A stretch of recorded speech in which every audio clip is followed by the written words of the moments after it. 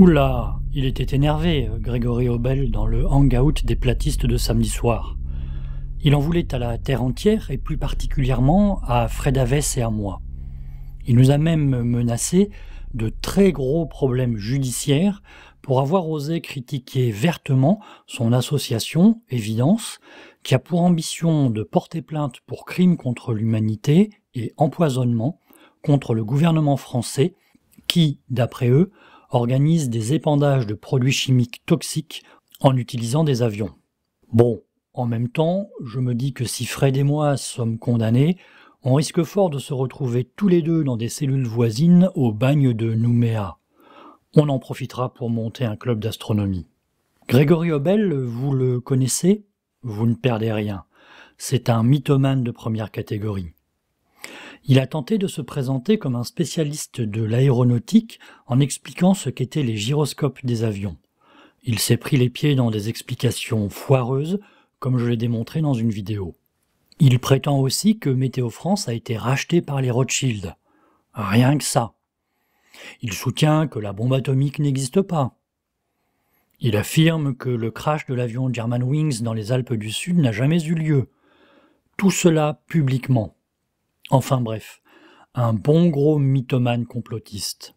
Et là, il crée une association pour porter plainte contre le gouvernement qui organise les chemtrails, sans preuve, sans nom de responsable, sans aucun nom de pilote.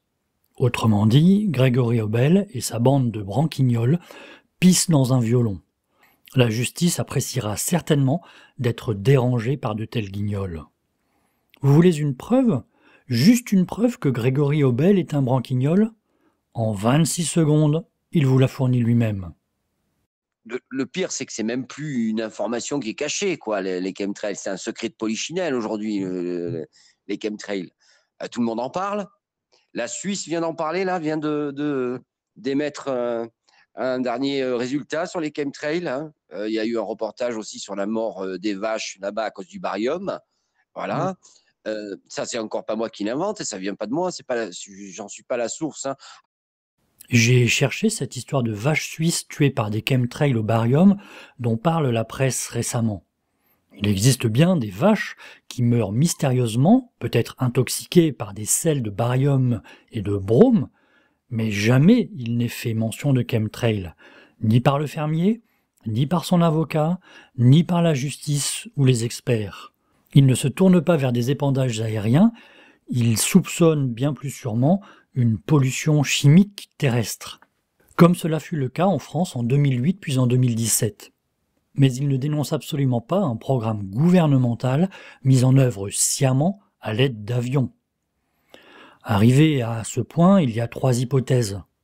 Soit Grégory Obel ne sait pas lire, soit il ne comprend pas ce qu'il lit, soit il travestit à dessein la réalité.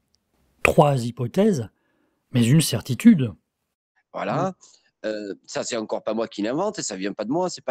J'en suis pas la source. Hein. Et si, justement, Grégory Obel invente le lien entre des chemtrails qu'il fantasme et la mort de ses vaches en Suisse.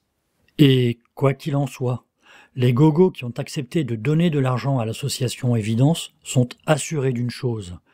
Grégory Obel et sa bande de bras cassés ne seront jamais en mesure de porter à son terme la plainte en justice parce qu'ils méconnaissent le droit, comme l'ont montré Paul Cordier et Fred Havès dans leurs vidéos, mais surtout parce qu'ils fantasment des chemtrails qui n'existent que dans leur cerveau qui délire et qui nie la réalité.